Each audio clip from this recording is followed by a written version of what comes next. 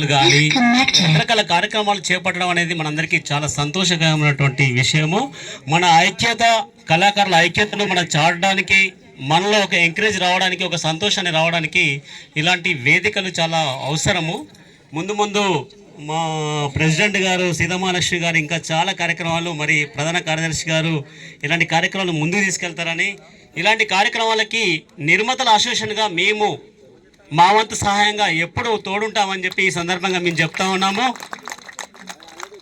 నిర్మాతల అసోసియేషన్ అనేది కళాకారులకి ఒక తండ్రి పాత్ర లాంటిది. అంటే నిర్మాత లేకుండా ఏ సినిమా కూడా తయారు కాదు. కొంతమంది దర్శకులు అనుకుంటారు మేమే గొప్ప అని. దర్శకుడి కంటే కూడా నిర్మాతనే గొప్ప. ఒక అతను 2000 సినిమాలు తీశాడంట. కానీ ఆ 2000 సినిమాలు తీయడానికి దాదాపు ఒక సినిమాకి 15,000 రూపాయల బడ్జెట్ అయితే దాదాపు 3 కోట్లు అవుతుంది.